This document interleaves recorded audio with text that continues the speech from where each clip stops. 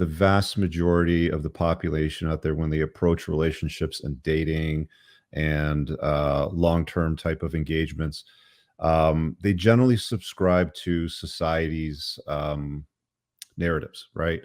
And we've generally been told throughout our lives, I mean, mine anyway, I'm again, a bit older, that, you want to find somebody who's your equal, who you can stand beside, who you can build something with together, not find somebody that's, I mean, they certainly tell women, I mean, they don't even need to tell women this. This is almost in their DNA because they're hypergamous, and they always look for somebody that's at least at the same socioeconomic status. Actually, let's talk about hypergamy before we keep going. Yeah, we can get a little little messy there as well. Yeah. Do you agree or disagree with the godfather of the manosphere with his assessment of hypergamy? And I think we've heard Jordan Peterson sort of co-sign it as well too. Like, is there any disagreement that you have with the notion of hypergamy? Well, I'm part of one of the only evolutionary psychology labs that ever even considers hypergamy or looks into it. It's Okay. definitely, I would say that there is a phenomenon there, but you have to be more precise with your terms, right? No, I'm not saying you specifically. I'm Yeah, saying okay. that red pill folks, they kind of gerrymander hypergamy around whatever dating situation they like, right? What does that mean?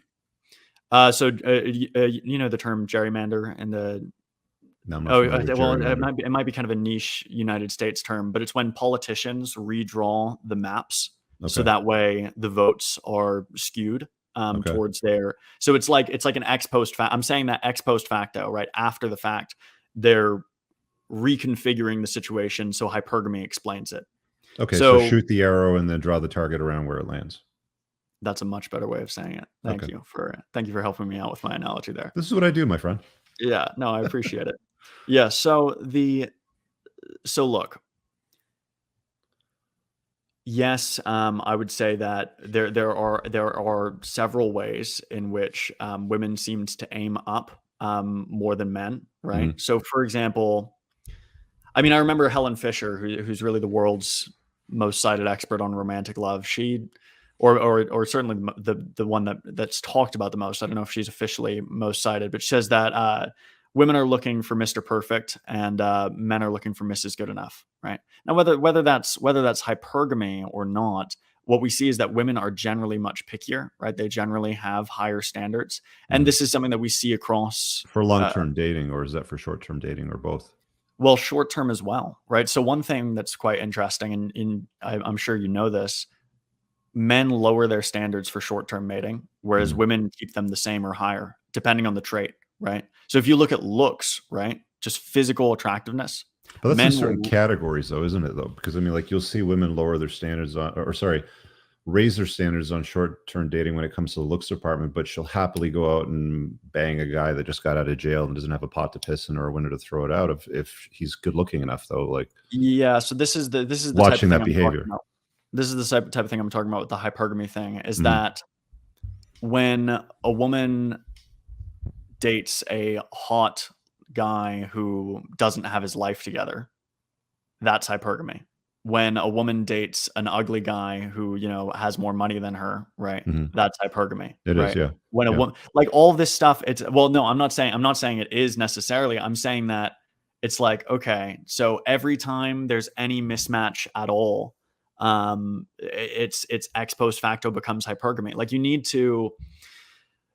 I think that if you want to study hypergamy, right? And I'm using the term hypergamy. I don't know if it's the best one to use, but I understand that it's the one used in this context. If you want to study this sort of topic, you need to define your variable pretty precisely before you go into it.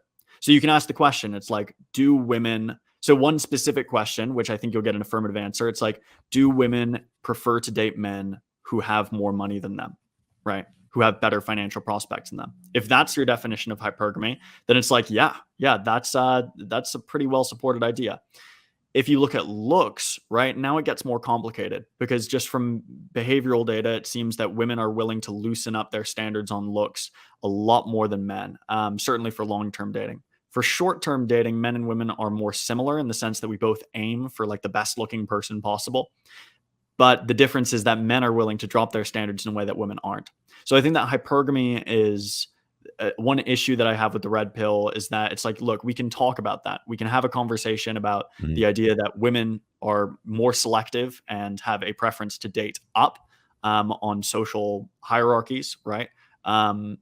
We can talk about that and discuss the evidence for and against it. But we can't just say hypergamy for every dating situation ever, right?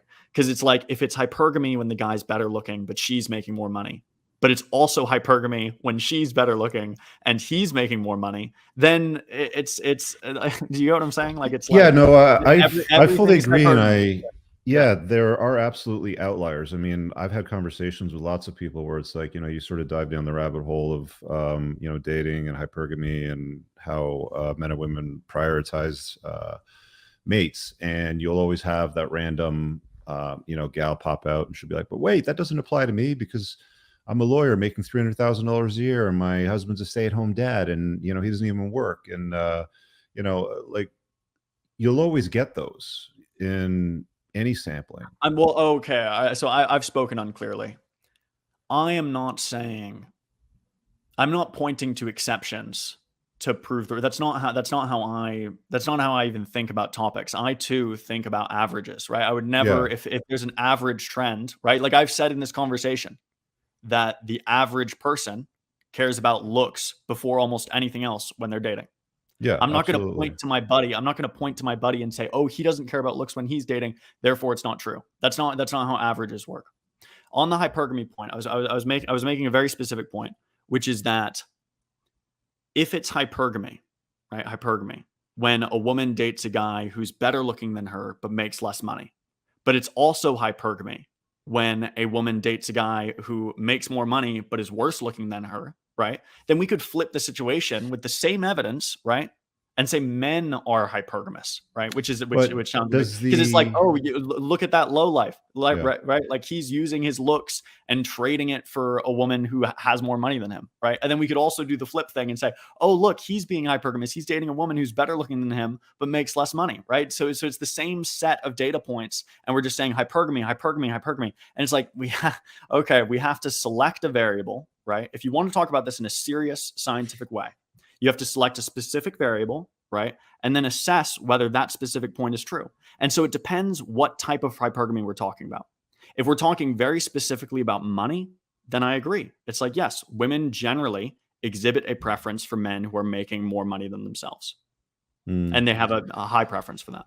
yeah, I think this is where you see things slightly differently because I mean, to me, exception to rule doesn't disprove the rule. It's just an outlier. And I think, on a balance of probabilities, if the vast majority of women, okay, so here's a really good example. No, So but I'm not saying the exception to the rule thing. I just clarified that I'm not saying that. no, but just hear me out for a second. So, as an example, like if I were to state that women are hypergamous and they tend to marry and date across on a economic scale, yeah, I've read research papers. Yes, I've read some Evo Psych and followed some useful content. But I've also been a private lender for a number of years too. And as a private lender, I have to look at credit applications, and on the credit applications, it has their job and it has what their income is.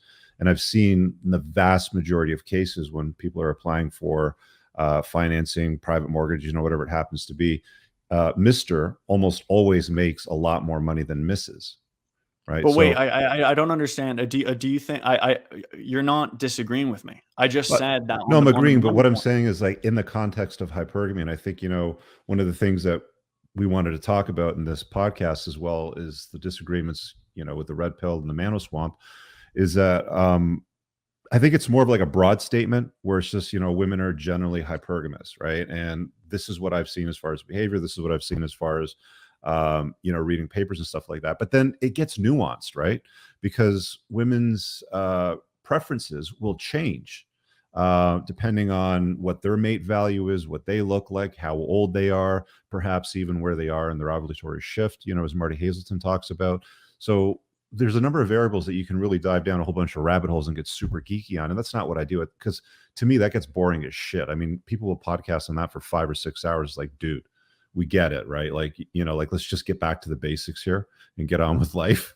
So like, that's how I approach it. But I understand that there are a lot of potential variables and rabbit holes where you could examine it from different perspectives and Well, angles, right? do you understand my gripe is with what you just said, which is that like, oh, hypergamy as a general term, hypergamy as a general phenomenon. And I'm like, okay, well, empirically, that's not good enough.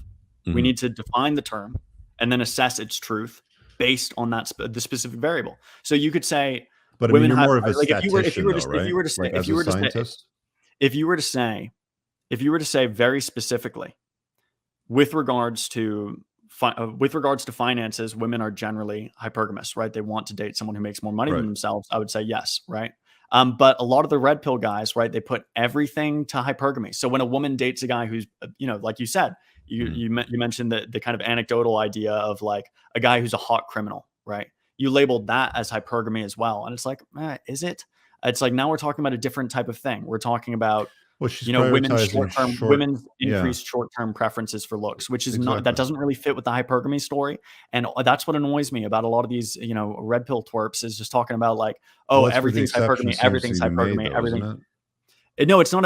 I'm not saying that it disproves the hypergamy point that we just Mhm. talked about with money. I'm saying that a lot of the red pill guys, they label that as hypergamy as well, and that doesn't fit. So I really hope you guys enjoyed that clip. If you want to watch the full length podcast, you can find that over here, that clip's from. If you're newer to the channel, make sure you hit subscribe over here and pin down below in the top comment. You'll find a bunch of useful links to my website, my supplement line books, and a bunch of other stuff.